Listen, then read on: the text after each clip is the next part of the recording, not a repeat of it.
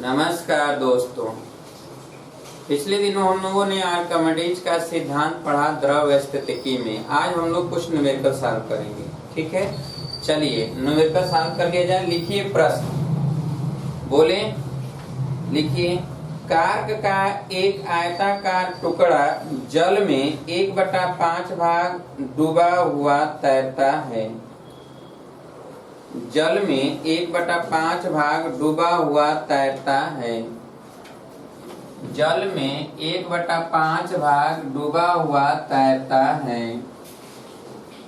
प्रश्न लिखिए कार्क का भार 50 ग्राम है। कार्क का भार 50 ग्राम है। कार्क का भार 50 ग्राम है।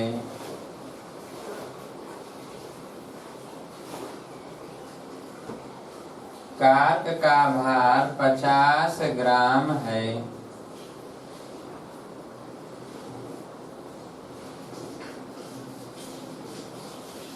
इस पर कितना भार का वाट और रखा जाए कि इस पर कितना वाट भार का वाट रखा जाए, ये वाट है कि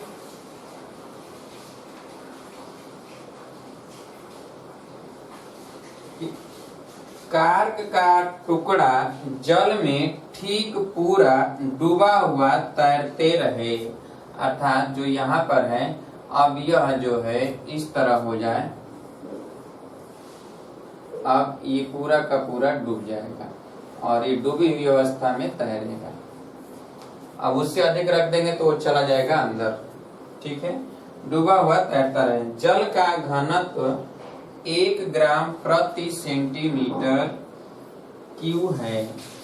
जल का जो घनत्व है DW 1 ग्राम प्रति घन सेंटीमीटर है। ठीक है, चलिए अब कहा जा रहा है कि ये कार्क का टुकड़ा है जो 1/5 भाग डूबा हुआ है।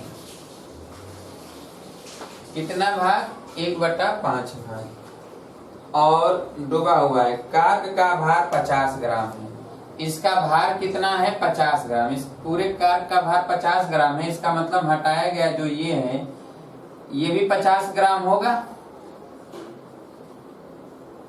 क्योंकि जब ये हटाया गया जो द्रव है का भार है वही उत्प्लावन बल है और दोनों बल आपस में क्या होंगे? बराबर होंगे, तभी वो तैरेगा, नहीं तो तैरेगा नहीं। ठीक है, अब देखिए इसका घनत्व तो पता है कितना है?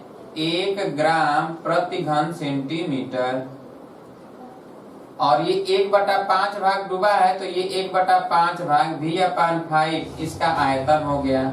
अगर इस पूरे कार्क का आयतन भी होगा तो चलिए अब यहाँ पर देखिए V/5 है। अब हम यहाँ पर देखेंगे कि जो ये आयतन होगा, ये आयतन जैसा कि आप जानते हैं कि V/5 जो आयतन है, ये आयतन बराबर हो जाएगा क्या? द्रव्यमान अपान घनत्व।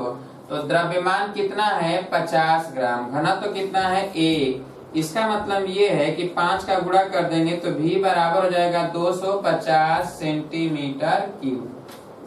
ठीक, अब देखिए 250 सेंटीमीटर क्यूब है तो 250 सेंटीमीटर क्यूब यहाँ पर तो आयतन है और ये 50 ग्राम है V/5 का। अर्थात इसका मतलब ये है कि यह जो शेष जो बचा हुआ है, वह शेष जो ऊपर वाला भाग है, ऊपर का भाग, तो ऊपर का भाग जो है, जो शेष बाहर है, वह भाग का आयतन हो जाएगा V माइनस V/5। इसका मतलब है कि 4V/5 इतना, और V का मान कितना है? तो V का मान 250 है घन सेंटीमीटर। तो ये हो जाएगा 4 × 250/5, तो ये हो जाएगा 50, क्यों? और 5 के बीच 200 घन सेंटीमीटर। अब 200 घन सेंटीमीटर है तो अब इस 200 घन सेंटीमीटर का जो भार होगा, भार जो होगा बाहर का भार, तो उस पर जो रखना है वो वाट का भार। ठीक है, तो वह क्या हो जाएगा कि 200 घन सेंटीमीटर गुणे 1 बराबर हो जाएगा 200 ग्राम। इसका मतलब 200 ग्राम का वाट रखने पर यह डूबी हुई अवस्था में क्या होगा, तैरेगा। लेकिन 201 ग्राम जैसे ही रखेंगे वो पूरा का पूरा अंदर डूब जाएगा। ठीक है, हमें पूरा क्या निकालना था, इसका आयतन निकाल लिए। जब इसका आयतन निकाल लिए तो ये V/5 जो था यही उतना ही आयतन, ये पानी बाहर निकला है जितना ये डूबा है। और इसका भार इसके भार के बराबर है टुकड़े का, तो 50 ग्राम है V/5 का। तो V का मान कितना होगा, ये हमने निकाल लिया 250 घन सेंटीमीटर, अर्थात इसका आयतन है 250 घन सेंटीमीटर।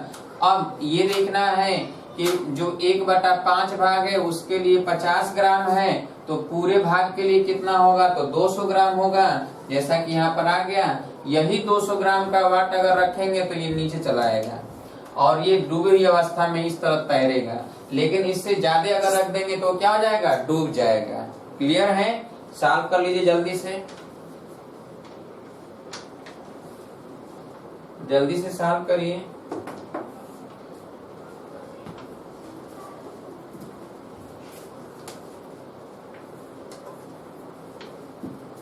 चलिए हो गया। अगला नंबर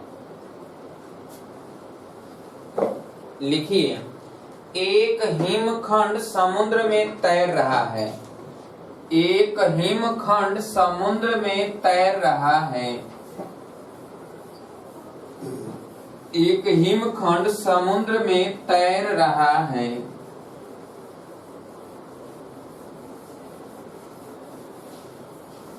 एक हिमखंड समुद्र में तैर रहा है। यदि समुद्री जल को आपेक्षिक घनत्व, यदि समुद्री जल को आपेक्षिक घनत्व, जल का आपेक्षिक घनत्व 1.1 तथा बर्फ का आपेक्षिक घनत्व 0.9, समुद्री जल का घनत्व जो है 1.1 और बर्फ का घनत्व 0.9 हो तो आपेक्षिक घनत्व, तो हिमखंड के कुल आयतन का कौन सा भाग समुद्र तल के ऊपर रहेगा? कौन सा भाग समुद्र तल के ऊपर रहेगा? कौन सा भाग समुद्र तल के ऊपर रहेगा? ठीक है, चलिए अब हम देखेंगे कि यहाँ पर जैसे ये मान लेते हैं समुद्री जल है, इसमें समुद्री जल है, इसमें जल भरा हुआ है। इसका घनत्व तो हमें पता है कि समुद्री जल का घनत्व जो है DS 1.1, ये 1.1 ग्राम सेंटीमीटर 1.1 अपेक्षिक घनत्व दिया है 1.1। ठीक है, तो इसी में DW का गुणा कर दें, बस आ जाएगा DS। तो DS हो जाएगा कितना, तो 1.1 ग्राम प्रति सेंटीमीटर क्यूब। चलिए अब जो आइस है, आइस का जो ये टुकड़ा है, ये बर्फ का टुकड़ा है। ठीक है, तो ये बर्फ का टुकड़ा का जो घनत्व है, जो ये बर्फ का टुकड़ा का घनत्व है वो तो DI है, और DI दिया है 0.9 इंटू DW, तो 1 बराबर 0.9 ग्राम प्रति घन सेंटीमीटर। दोनों का घनत्व तो हमें पता हो गया है। अब देखिए, जब इसमें डाल दिया गया तो अपने भार के बराबर इधर निकालेगा पानी, और यह पानी उतना ही निकालेगा जितना इसका भाग डूबा होगा। ठीक है, इसका भाग डूबा होगा। पिछले दिनों आपने देखा था अपेक्षिक घनत्व का हमने आयतन निकाला था, ठीक उसी तरह यहाँ पर हम निकालेंगे। तो ये यहाँ पर मान लिया जाए कि V डैश डूबा है, तो V डैश यहाँ पर है, आयतन निकला है बाहर। अब आपको इसका भी घनत्व पता है, इसका भी घनत्व पता है। इसका द्रव्यमान और इसका द्रव्यमान दोनों आपस में क्या होंगे, बराबर होंगे। तो यहाँ पर हम ये लिखेंगे कि V डैश, क्या लिखेंगे, V डैश, तो V डैश इंटू यहाँ पर क्या लिखेंगे, DS। ठीक है, बराबर यहाँ पर लिखेंगे जितना इसका डूबा भाग का आयतन है, अर्थात इसका जो द्रव्यमान है, और ये द्रव्यमान क्या है तो द्रव्यमान हो जाएगा DI इंटू वी। अब चलिए यहाँ पर देखिए कि V डैश और VI में अर्थात V डैश इंटू DS के जगह पर 1.1 और यह बराबर DI के जगह पर 0.9 V, तो V डैश बराबर हो जाएगा क्या 0.9 अपान 1.1 V अर्थात 9 बटा कितना 11 V। ठीक है, तो ये V डैश जो है कितना डूबा है, तो 9 बटा 11 भाग डूबेगा, 9 बटा 11 भाग डूबेगा। ठीक है, ये V डैश डूबे भाग का, तो बाहर कितना होगा, तो बाहर अगर पूछा जाए बाहर वाला भाग, तो V में से 9 बटा 11 भी घटा दे तो 2 बटा 11 भी जो है बाहर होगा। ठीक है, तो पूछा है समुद्री तल के ऊपर रहेगा, कौन सा भाग समुद्र तल के ऊपर रहेगा, 2 बटा 11 भाग समुद्र तल के बाहर रहेगा। ठीक है, कर लीजिए जल्दी। देखिए अब अपेक्षित घनत्व तो याद करने की आवश्यकता नहीं है, इसीलिए हमने बताया था तरीका कि आपको क्या करना होता है। तैर रहा है तो भार बराबर होगा, हटाए गए द्रव का भार और वस्तु का भार बराबर, यहाँ बराबर कर दिया और जितना भाग डूबा है उतना ही आयतन बाहर निकला है। बस उसके बाद आगे का सलूशन हमने कर लिया। कर लीजिए जल्दी से, हो गया। चलिए अगला लिखिए, हटा दें।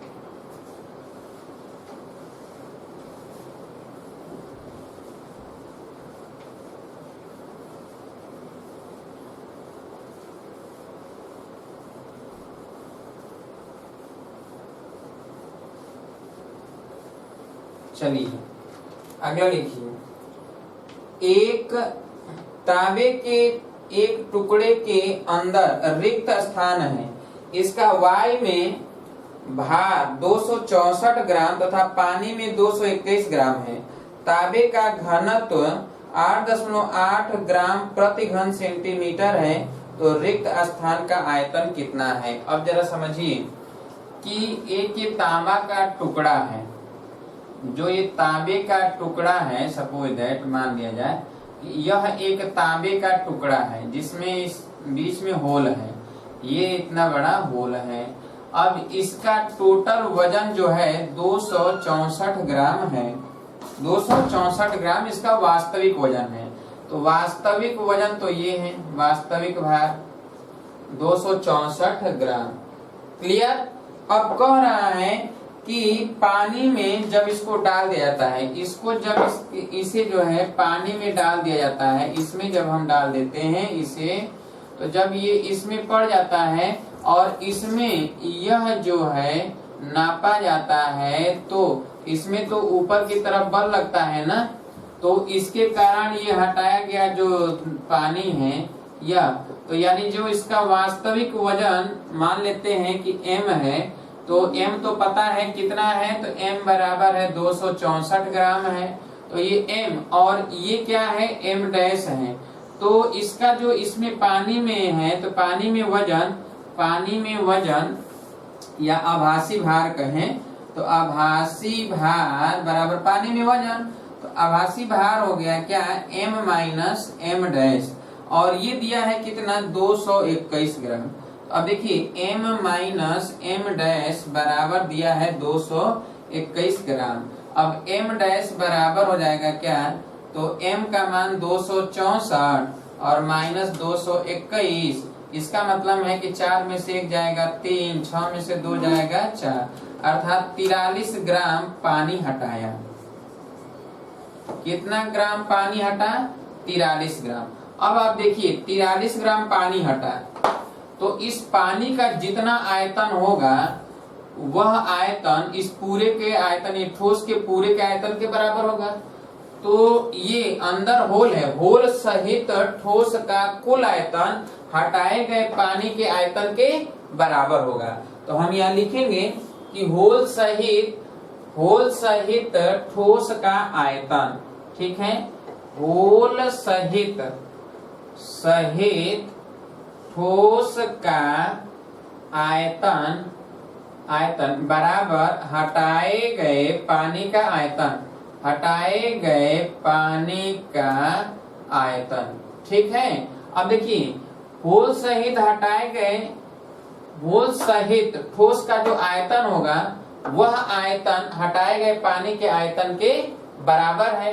अब हम देखेंगे कि इसमें यह चीज लिखेंगे क्या, तो ठोस का वास्तविक आयतन, ठोस का आयतन लिख दें, आयतन, और प्लस होल का आयतन, प्लस होल का आयतन, और यही बराबर हटाए गए पानी का आयतन। अब हटाए गए पानी का आयतन कैसे निकलेगा, तो हटाए गए पानी का द्रव्यमान है m डैश और घनत्व तो इसका पता है, तो m डैश में, अब देखिए आप जानते हैं घनत्व तो बराबर क्या होता है, घनत्व तो बराबर m अपान v, तो v बराबर क्या हो जाएगा m अपान d। तो यहाँ पर हटाए गए पानी का आयतन तो m अपान m डैश अपान d।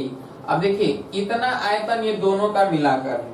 अब जरा समझिए कि जो ये ठोस का वजन है, तो वजन तो पता है, ठोस का वजन, ठोस का भार कितना है, तो 264 ग्राम है, तो 264 बटा ठोस का जो घनत्व है वो 8.8 है, तो 8.8 और प्लस होल का आयतन भी डबल डैश। ठीक है, अब ये m डैश कितना है 43 और बटा 1। अब देखिए ये क्या हो जाएगा कि अब यहाँ से 264, तो v डबल डैश बराबर हो जाएगा 43 और माइनस 43 माइनस, अब ये भाग दे दें तो देखिए कई बार जाएगा ये, 3 8 24, 3 8 24, 3 बार में कट जाएगा, क्यों 3 बार में, तो देखिए 3 बार में कट जाएगा तो काट देते हैं, तो ये 30 हो जाएगा, क्योंकि 10 से गुणा करेंगे ऊपर नीचे तो ये 88 हो जाएगा, और ये हो जाएगा 2640। ठीक है, और ये 30 बार में कट जाएगा, तो ये तो हो गया 30 प्लस v डबल डैश, तो v डबल डैश हो जाएगा 43 माइनस 30, यानी कितना आ गया 13। अर्थात जो होल का आयतन है वो कितना हो गया, होल का आयतन, तो होल का जो आयतन है वह आयतन 13 घन सेंटीमीटर, कितना हुआ 13 घन सेंटीमीटर। तो सॉल्व कर लीजिए, उम्मीद है कि समझ में आ गया होगा, फिर से समझ लीजिए, फिर से बताते हैं। देखिए पहली बात यह है कि जब ये पानी में डूब रहा है तो पूरा अपने आयतन के बराबर पानी हटा दिया, और जो ये पानी का आयतन होगा वह पानी का आयतन इस पूरे ठोस का आयतन के बराबर होगा। ठोस के अंदर होल है, ठोस के बाहर तो है नहीं, ठोस के अंदर होल है, इसका मतलब है कि जो ठोस का आयतन होगा वो और प्लस होल का आयतन वो पूरा मिलकर ये आयतन होगा पानी का। तो यही लिखा गया, होल सहित ठोस का आयतन बराबर हटाए गए पानी का आयतन, या ठोस का आयतन, ठोस का घनत्व तो पता है, ठोस का द्रव्यमान पता है, तो ठोस का आयतन निकल जाएगा। तो ठोस का आयतन प्लस होल का आयतन बराबर हटाए गए पानी का आयतन, हटाए गए पानी का द्रव्यमान पता है, घनत्व तो पता है, तो पानी का आयतन हो गया। और यहाँ पर ठोस का द्रव्यमान, ठोस का घनत्व तो पता है, तो ठोस का आयतन हो गया। और ये v डबल डैश ये होल का आयतन है, बस v डबल डैश आ गया 13 घन सेंटीमीटर। सॉल्व कर लीजिए जल्दी से। सब प्रश्न आए हुए हैं, सभी प्रश्न आए हैं, आप ही के पेपर में आए हुए प्रश्न हैं, उन्हीं को हम सॉल्व कर रहे हैं। कुछ लोगों का ये कहना था कि कुछ प्रश्न सॉल्व कर दीजिए सर, इसलिए देखिए आज हम जो है कुछ प्रश्न इसका सॉल्व कर रहे हैं ताकि आपको आ जाए। संभवतः आप लोग पढ़ नहीं पाए हैं, इसलिए हम सॉल्व कर दे रहे हैं। हो गया, शार्ट स्क्रीन कर लीजिएगा। चलिए अगला देखिए, एक हिमखंड समुद्र में तैर रहा है, समुद्री जल का घनत्व 1.03 ग्राम प्रति घन सेंटीमीटर है तथा बर्फ का घनत्व 0.92 ग्राम प्रति घन सेंटीमीटर है। संपूर्ण हिमखंड का समुद्री जल के तल से बाहर का भाग होगा। अभी अभी हमने निकाला है कि समुद्री का बाहर का जो भाग है वह निकाला है, तो समुद्री जल का घनत्व और आइस का घनत्व, तो आइस का घनत्व ऊपर था और समुद्री जल का घनत्व नीचे था। तो यहाँ पर घनत्व कितना है आइस का, तो 0.92 है, और ये है तो डूबे भाग का आयतन आएगा, तो डूबे भाग का आयतन हो गया कितना, ये हो गया 1.03। ठीक है 1.03। तो अब यहाँ पर देखिए 100 से गुणा कर दें तो ये डूबे भाग का आयतन है। डूबे भाग का आयतन बराबर वस्तु का घनत्व बटे पानी का घनत्व। डूबे भाग का आयतन बराबर वस्तु का घनत्व बटे पानी का घनत्व। ठीक है वस्तु का घनत्व बटे पानी का घनत्व गुणे वस्तु का कुल आयतन।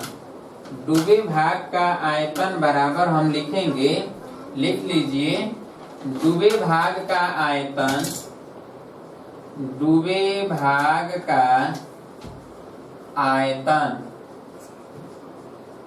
बराबर, अभी भी जो लगाया गया है वहीं से हम लिख दे रहे हैं, वस्तु का घनत्व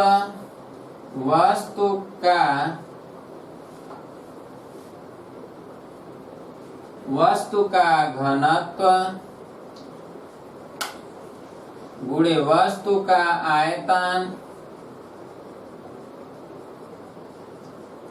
और बटे द्रव का घनत्व।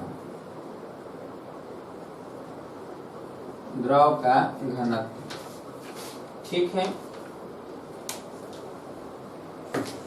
चलिए अब यहाँ पर हम यही लिखेंगे, डूबे भाग का आयतन 0.92/1.03 या फिर क्या हो जाएगा कि 92/103। ये तो डूबे भाग का आयतन है ना V। ठीक है V डैश बराबर। अब बाहर का आयतन, बाहरी भाग का आयतन या ऊपरी भाग का आयतन, बाहरी भाग का आयतन, तो बाहरी भाग का आयतन अगर आप निकालेंगे तो क्या करेंगे, घटा देंगे। तो V माइनस 92/103V। अभी 103 में से 92 चला जाएगा तो कितना हो जाएगा, 103 में से 92 निकाल दीजिए तो 11 लगभग होगा। कितना होगा, 11 जोड़ दीजिए, 1 2 3 9 10, तो 11V/103।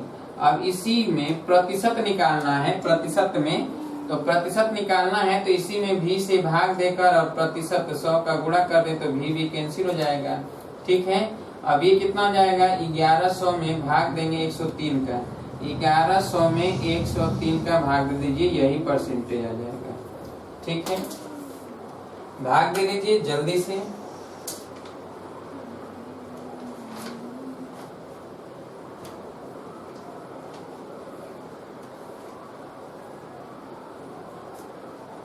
अब अगला नंबर, इसको शांतिशील कर लीजिए। एक व्यक्ति अधिक से अधिक 30 किलोग्राम का बोझ उठाने में समर्थ है। 30 किलो का ग्राम उठाने में समर्थ है, अधिक से अधिक 30 किलो उठा सकता है वो। ठीक है उस भारी से भारी पत्थर के टुकड़े का भार कितना होगा जिसे वह व्यक्ति पानी के भीतर उठा सकता है। यानी पानी के भीतर वह 30 किलोग्राम का उठाएगा, यानी आभासी भार पत्थर का 30 किलोग्राम है। तो वास्तविक भार उस पत्थर का क्या हो सकता है, तो वास्तविक भार बराबर लिखेंगे आभासी भार। वास्तविक आभासी भार बराबर क्या होगा, वास्तविक भार माइनस हटाए गए पानी का भार। ठीक है यही लिखा जाएगा। तो चलिए समझ लीजिए इसे।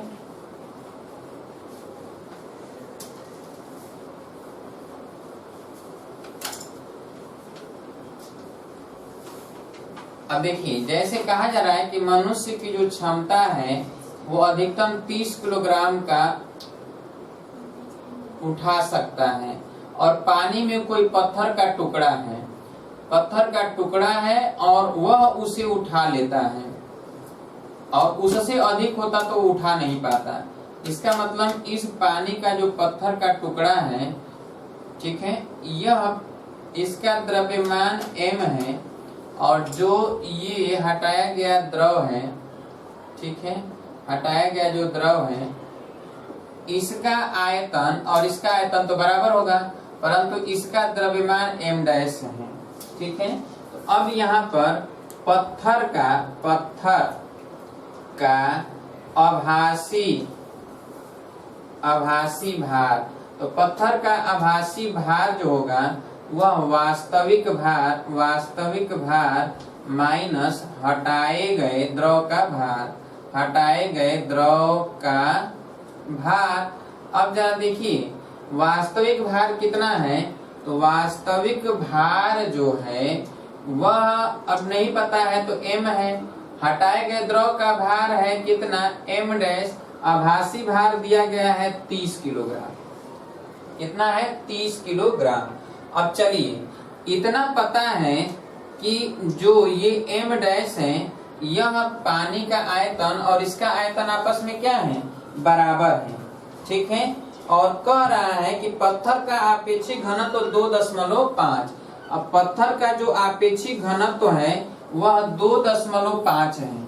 अब देखिए घनत्व जो पत्थर का दिया है वो 2.5 है और जो द्रव्यमान दिया है वो कितना दिया है। द्रव्यमान तो पता नहीं है हमें, तो द्रव्यमान मान लेते हैं क्या है m है। तो जो इसका आयतन होगा v वह हो जाएगा क्या m/d।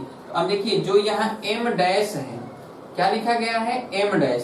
तो अब m डैश के स्थान पर हम लिखेंगे क्या जो ये m डैश है तो पानी का जो आयतन है वो तो v है। तो अब ये देखिए पानी का जो द्रव्यमान है m डैश यह m डैश बराबर लिखेंगे क्या तो v इंटू dw लिखेंगे। अब चलिए यह m और माइनस m डैश के जगह पर लिख रहे हैं v इंटू dw और v के स्थान पर ये मान रख दें m/d इंटू dw। ठीक है। अब देखिए ये 30 है। अब यहाँ से m कॉमन ले लें तो यहाँ पर हो जाएगा 1 माइनस dw/d। अब देखिए यहाँ पर m और यहाँ पर 1 माइनस 1/2.5 और ये कितना हो गया 30। ठीक है 1/2.5। अब ये 2.5 में से 1 जाएगा तो क्या आएगा 1.5। तो 1.5/2.5 गुणे m। यहाँ से m का मान अगर निकालें तो ये m का मान हो जाएगा 30 गुणे 2.5/1.5। अब 10 से गुणा कर दें तो ये हो जाएगा 15 दूना के 30, 25 दूना के कितना 50। इसका मतलब ये है कि 50 किलोग्राम का वजन था।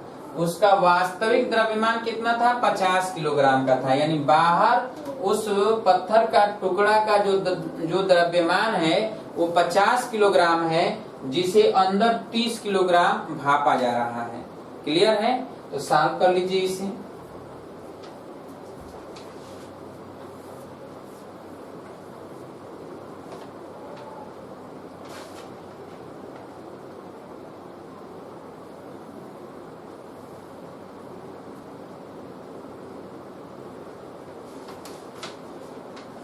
अगला नंबर है 20 न्यूटन भार के एक पत्थर एक ठोस को पानी में डुबोया जाता है। यदि पानी में ठोस का आभासी भार 18 न्यूटन है तो ठोस का घनत्व होगा।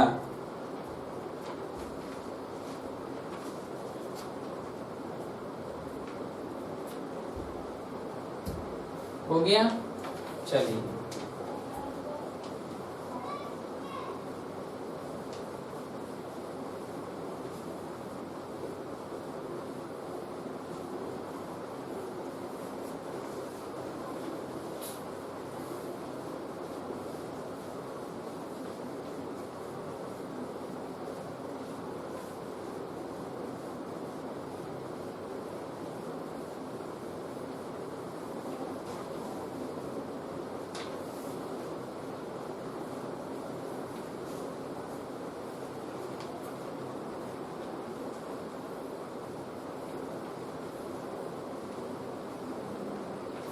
चलिए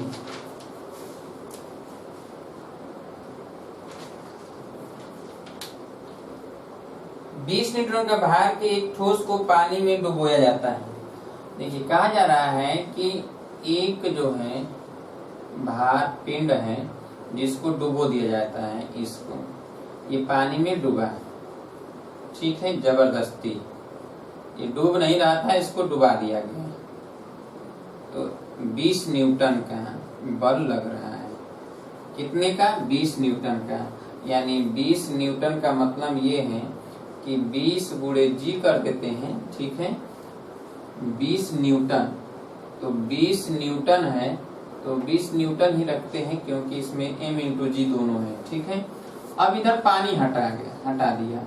जितना आयतन हटाएगा वह इसके आयतन के बराबर। इसका घनत्व तो मान ली d है, तो इसका आयतन जो भी हो जाएगा वो तो m/d होगा, ठीक है, m/d। अब चलिए, जो ये आएगा वो तो v के बराबर ही होगा, और ये m डैश है इसका द्रव्यमान, m डैश द्रव्यमान हो गया। अब चलिए, v और ये v दोनों आपस में क्या होंगे? बराबर होंगे। अब कह रहा है कि आभासी भार 18 न्यूटन है। जब इसमें डाल जाता है तो आभासी भार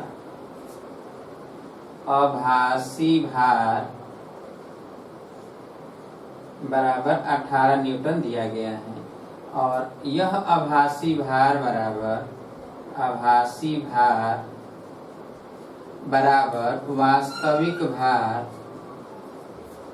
वास्तविक भार माइनस हटाए गए द्रव का भार। यही तो आप लिखोगे ना।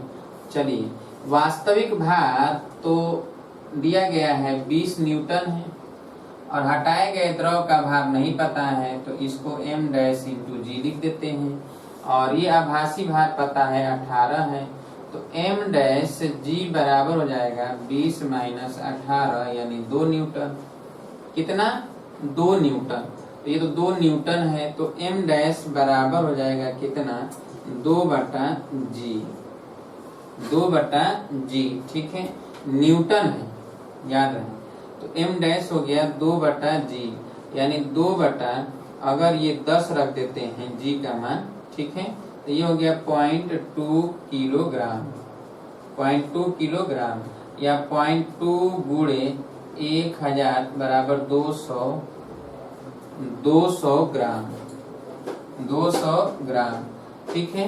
तो आयतन इसका हो जाएगा, आयतन हो गया v बराबर 200 सेंटीमीटर क्यूब। आयतन तो पता हो गया, ठीक है। जब इसका आयतन पता हो गया तो क्या पूछा गया है? ठोस का घनत्व बताना है, ठोस का घनत्व। तो ठोस का घनत्व बताना है, और ठोस का आयतन पता हो गया। ठोस का द्रव्यमान 20 है, ये 20 है ना, 20 न्यूटन। तो अब देखिए यहाँ पे 20 न्यूटन है, तो 20 न्यूटन बराबर m इंटू जी। तो m बराबर 20/10 यानी 2 किलोग्राम, ये 2 किलोग्राम है। अब देखिए 2 किलोग्राम इसका द्रव्यमान है, और जो आयतन है वो 200 घन सेंटीमीटर है। तो इसको हम लिखें तो घनत्व, अब ये आयतन में बदल जाए तो v बराबर हो जाएगा d बराबर m/v। अब 2 किलोग्राम को 2000 ग्राम कर दें, और आयतन को 200 लिख देते हैं। क्यों? तो 200, 20 कैंसिल, यानी 10 आ गया।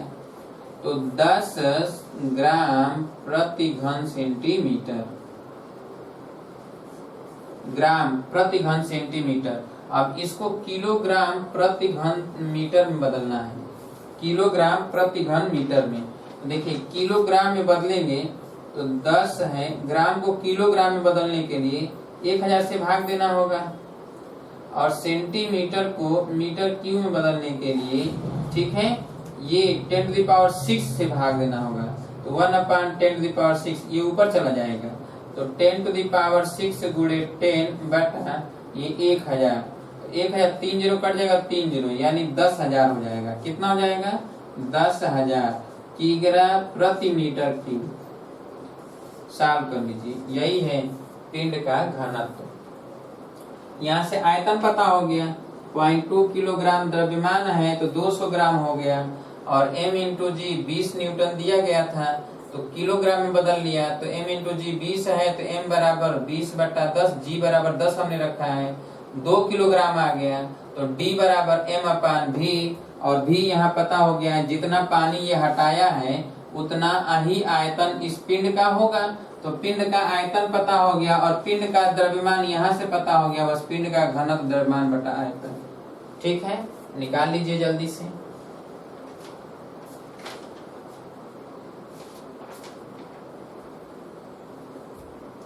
हो गया?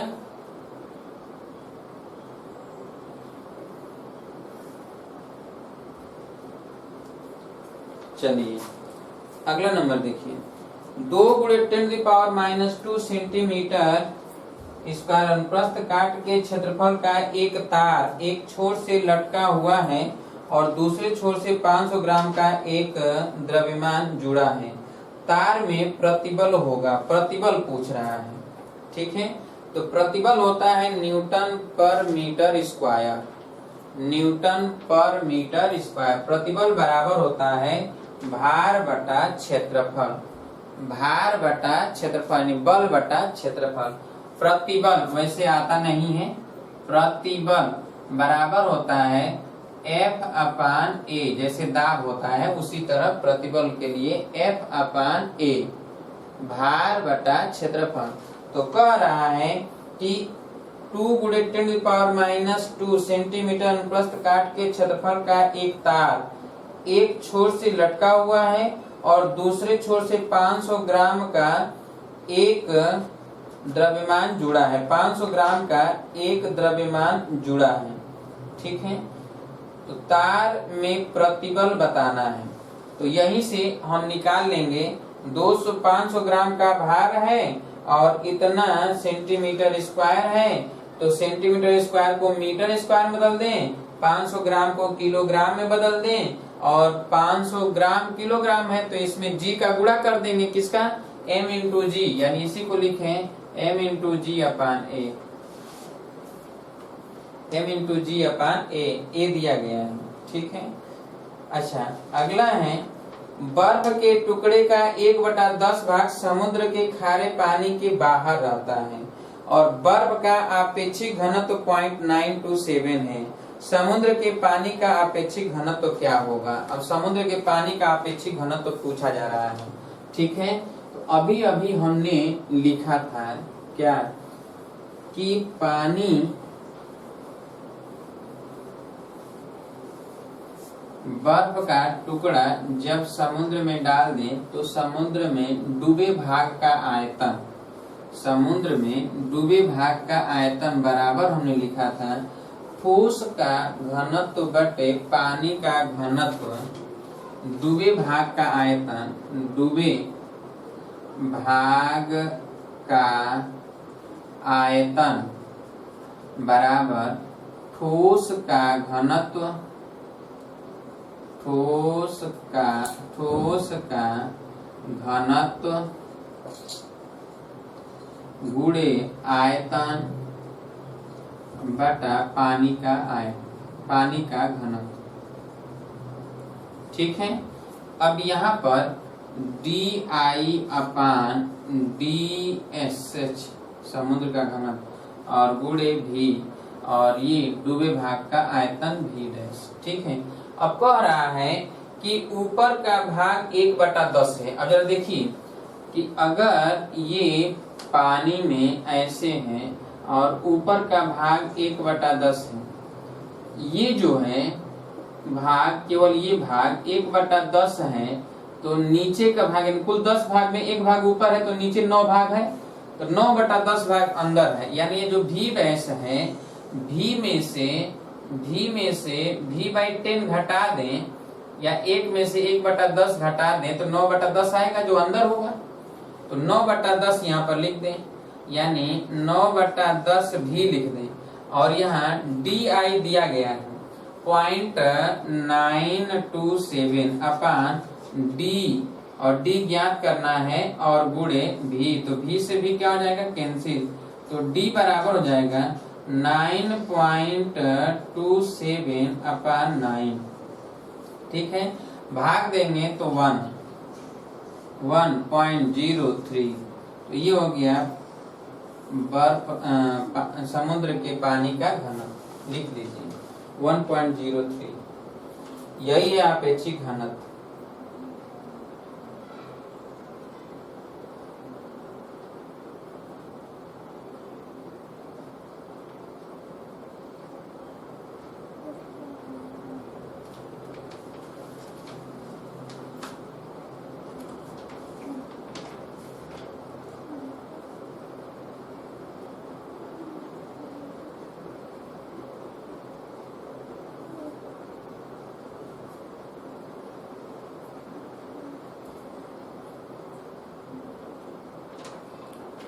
हो गया।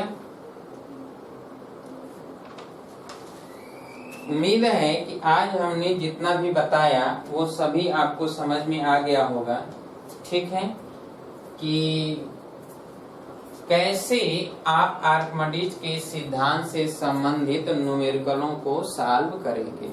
ठीक है, ऐसे ही न्यूमेरिकलों को सॉल्व किया जाता है। ठीक इसी तरह हम लोग सॉल्व करते हैं।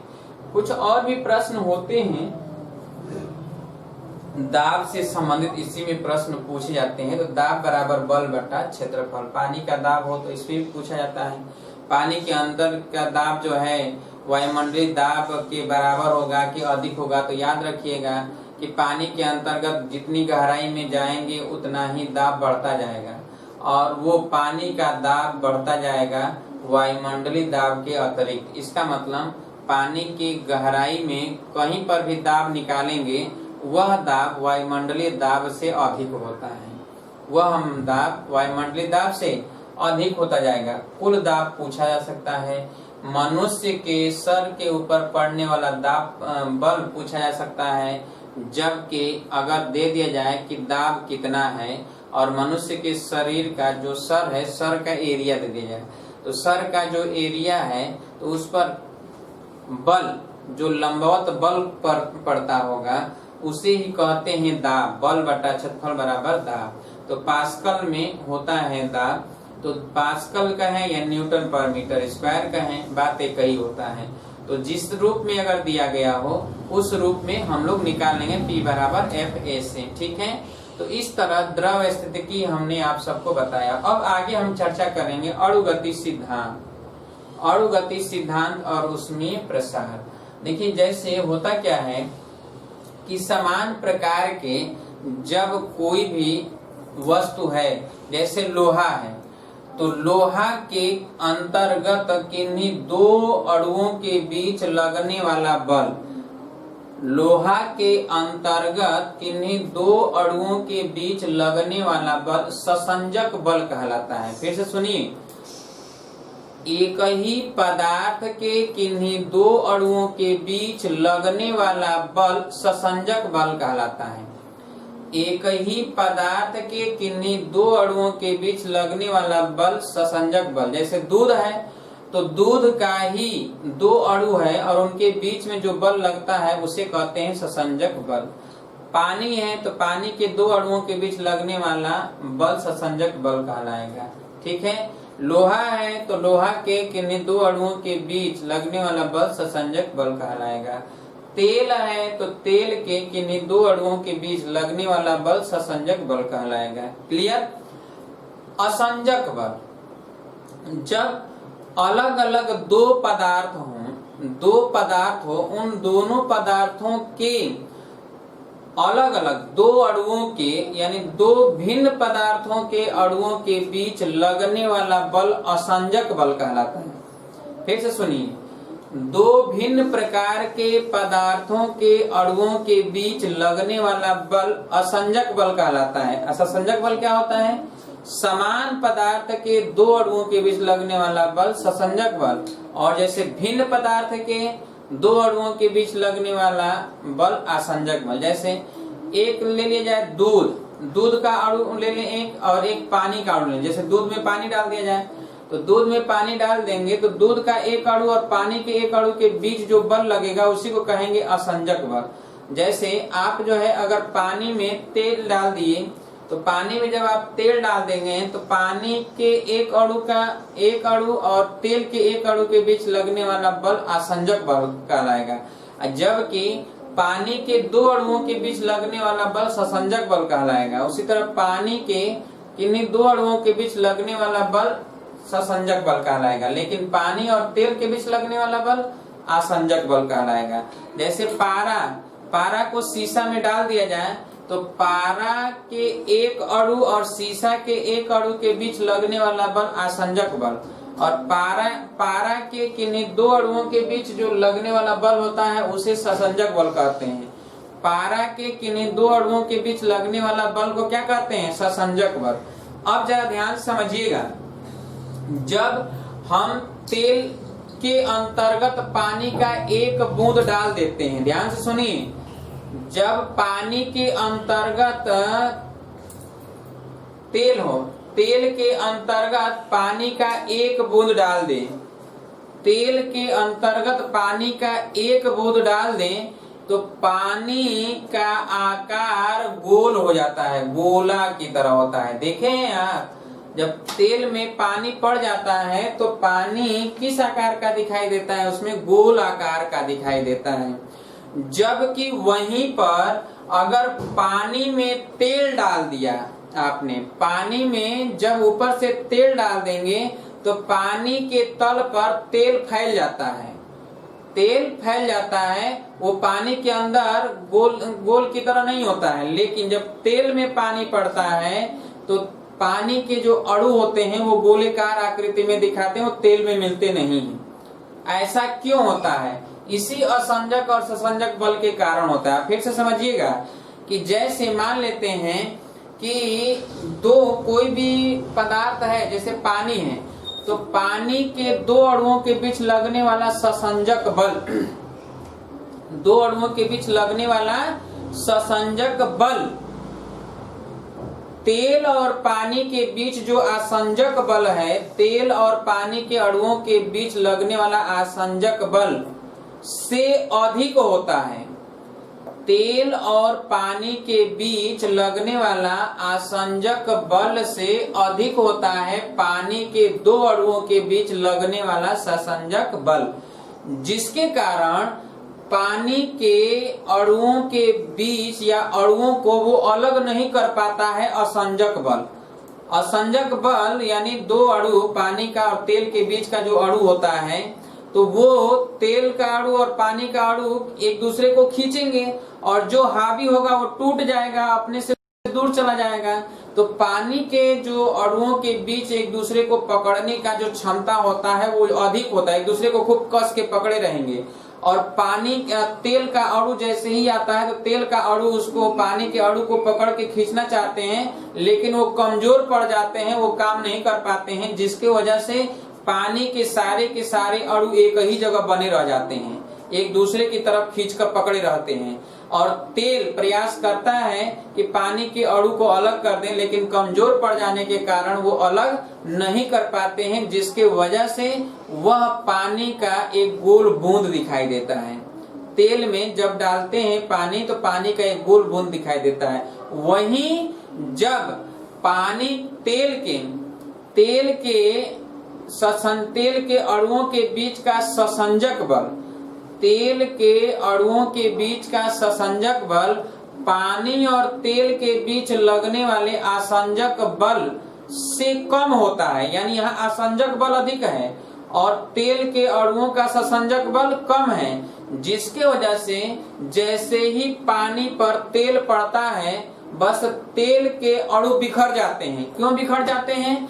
क्योंकि तेल का एक अणु और पानी का एक अणु के बीच लगने वाला बल मजबूत होता है, अधिक होता है, जो कि तेल के दो अणुओं के बीच लगने वाले ससंजक बल से अधिक होता है। और वो कमजोर पड़ता है तो तेल के अणु क्या हो जाते हैं? बिखर जाते हैं, टूट जाते हैं, जिससे वो पानी पर फैल जाता है।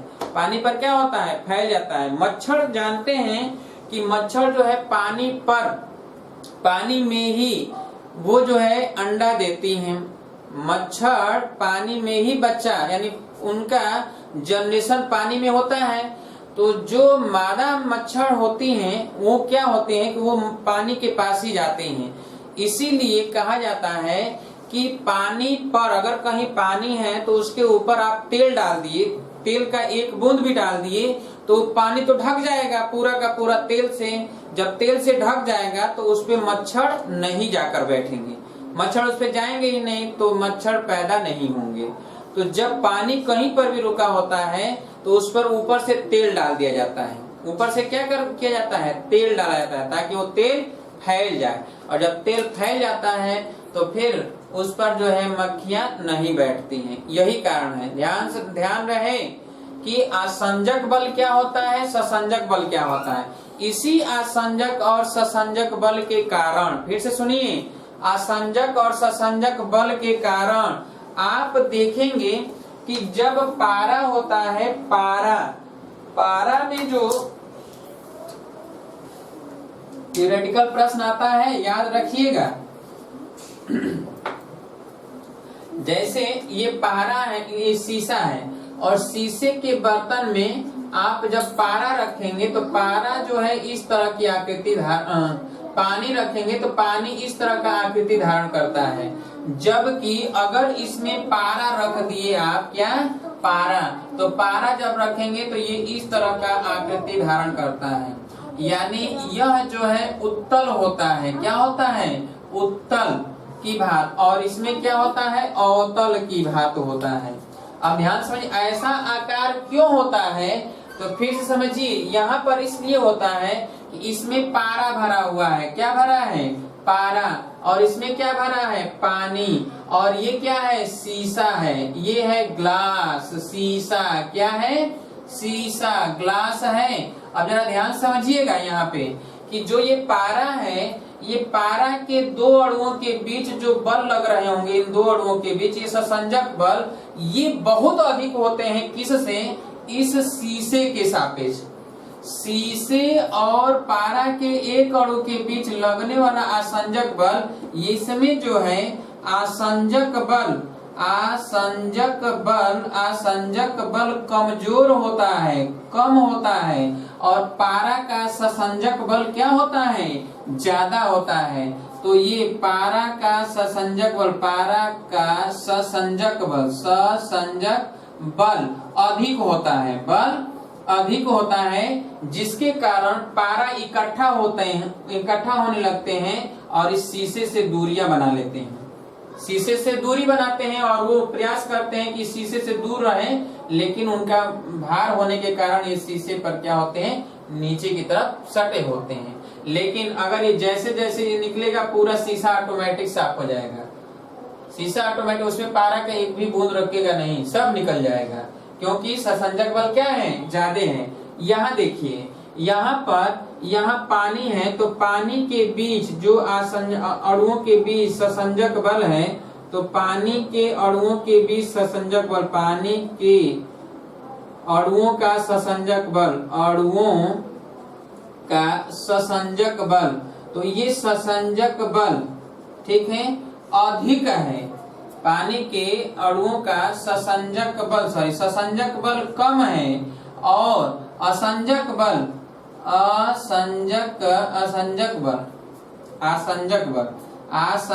बल किसके किसके बीच, पानी और शीशे के बीच, पानी और शीशे के बीच, ठीक है।